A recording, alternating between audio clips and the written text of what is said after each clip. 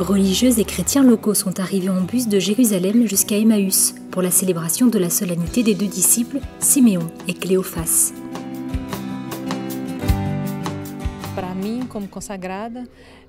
Pour moi, c'est une joie immense de célébrer le retour du Seigneur ressuscité, apparu aux disciples, lesquels lui ont demandé de rester auprès d'eux.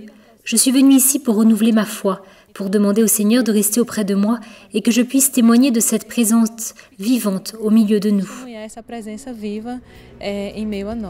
L'Eucharistie a été célébrée dans la basilique de la Manifestation de Jésus, construite sur le lieu où se trouvait, d'après la tradition, la maison de Cléophas.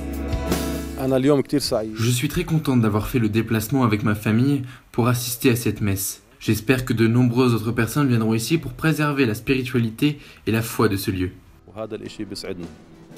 Comme relaté dans l'évangile de Luc, les deux disciples d'Emmaüs revenaient de Jérusalem après la Pâque, envahis de tristesse suite à la mort du Christ, qu'ils espéraient être l'initiateur d'une libération politique. C'est alors que Jésus est venu à leur rencontre et leur a expliqué le vrai sens de la passion et de la résurrection, à la lumière des Écritures.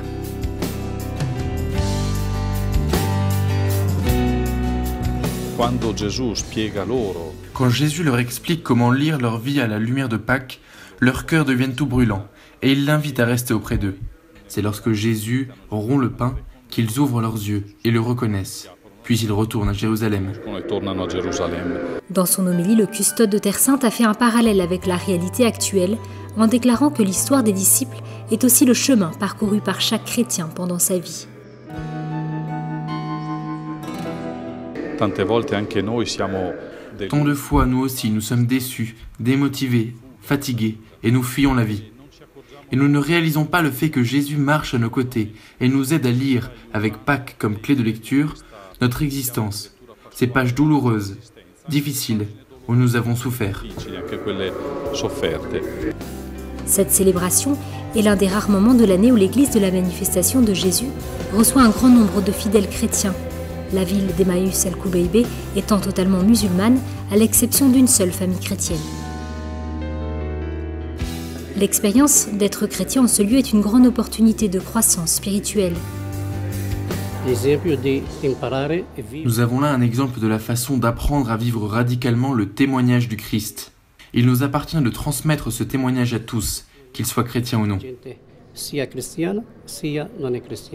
Après la messe, les fidèles ont assisté à la soirée inaugurale du festival d'orgue Terra Sancta, une série de concerts qui ont lieu dans les sanctuaires de Terre Sainte, mais aussi du Liban, d'Égypte et de Syrie, jusqu'au mois de février.